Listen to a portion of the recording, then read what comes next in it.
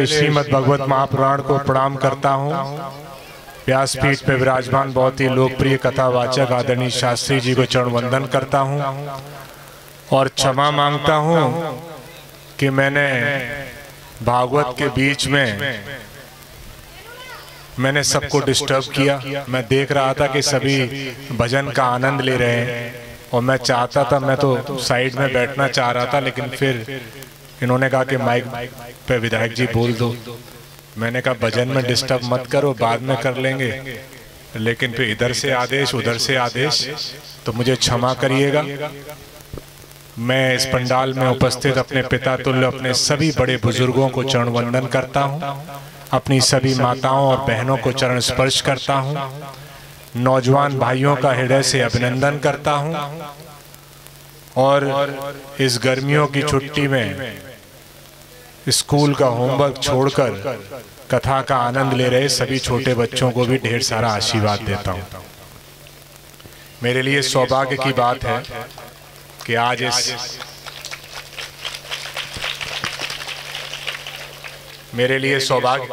कि आज इस पवित्र और धार्मिक कथा में मुझे सम्मिलित होने का मौका मिला है।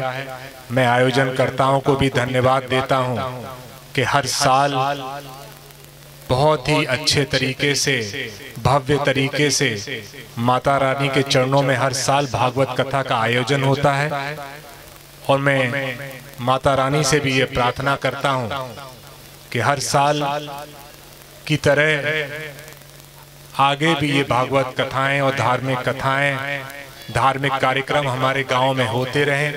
गांव पे सब पर माता रानी का आशीर्वाद रहे, सभी बड़े बुजुर्गों पर, सभी घरों पर माता रानी का आशीर्वाद रहे, सभी के घर में सुख शांति रहे, भाईचारा रहे, सभी अपने कार्य क्षेत्र में आगे बढ़े और खासकर जो हमारे यहाँ गांव के बच्चे हैं, हमारे नौजवान साथी हैं, इन सब का मन शिक्षा और पढ़ाई में भी लगे, जिससे स्कूल और कॉलेज में ये अच्छे मार्क्स लाएं और आगे चल के किसी कॉम्पिटिटिव एग्जाम्स में भी अच्छे मार्क्स लाएं, जिससे हमारे गांव के बच्चे बड़े बड़े अधिकारी बने, आईएएस बने, आईपीएस बने, जज बने, जिससे हमारे गांव का नाम और हमारी विधानसभा का नाम पूरे प्रदेश और देश में रोशन करें। ऐसी मैं भगवान से प्रार्थना करता हूं। मैं तो हर साल आया हूं।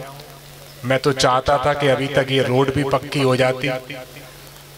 मैंने प्रयास भी किया, मैंने बीच में नब्बाई भी थी, लेकिन जो भी गांव लेवल की समस्याएं हैं, क्या छोटा मोटा विवाद है, मैं तो चाहता हूं कि कोई विवाद ना रहे, तो ये रोड पक्की हो जाए, जिससे गांव पे इस मंदिर पे, इस भव्य मंदिर पे आने पे हम और आप सबको अच्छा लगे। तो मेरी प्रयास है, हो सकता है माता रानी का आशीर्वाद रहे तो ये प्रयास में सफल हो जाएं, आगे जब आए तब रोड पक्की मिले। उसी के साथ साथ मेरे लायक कहीं कोई काम पड़े, मैं पहले भी कह के गया हूं, और वैसे तो इन सभी गांवों में पुराने संबंध रहे हैं, फिर भी कभी भी मेरे लायक कोई काम पड़े, कहीं कोई जरूरत पड़े, तो बिल्कुल संकोच मत करिएगा। ये मत सोचिएगा कि सचिन हमें जानते हैं, नहीं जानते, हमारा काम करेंगे नहीं करेंगे। मैं इस पवित्र पंडाल से आप सबको वादा करता हूं कि अगर मेरे हाथ का काम होगा तो 100% आपका काम होगा, इस बात का हम वादा करते हैं। और ये भी मत सोचिएगा कि हमारी सरकार नहीं है तो हमारा काम कैसे हो पाएगा। जब सरकार बन जाएगी तब हम अपना काम बताएंगे, बिल्कुल मत सोचिएगा। हम लोग चाहे सरकार हो या सरकार नहीं हो, हम और आप प्रयास करेंगे, संघर्ष करेंगे, और मुझे विश्वास है कि हमारे संघर्ष और प्रयासों से अगर 100% काम नहीं हो पाएंगे तो 60-70% काम हम लोग लड़ झगड़ के करा लेंगे। और माताओं का अगर कोई काम होगा, हमने पहले भी कहा है, सबको पता है ना, सबको पता है। माताएं तो बेचारी काम बताती नहीं है, माताएं अपनी पावर नहीं जानती।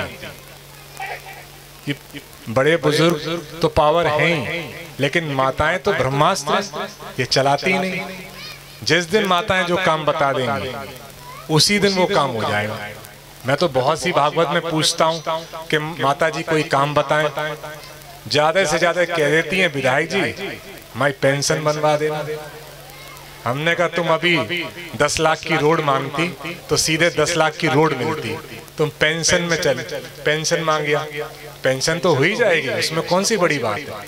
तो मैं फिर कह रहा हूँ कि हमारी माताएं अगर कोई काम बताएंगी तो चाहे विधानसभा में कोई काम हो या ना हो, माताओं का काम नंबर 1 पर हो सबसे पहले। और ना आ पाए माताएं तो लिख के भिजवा दें कि ये काम है, बस वो काम मत बता देना कौन सा।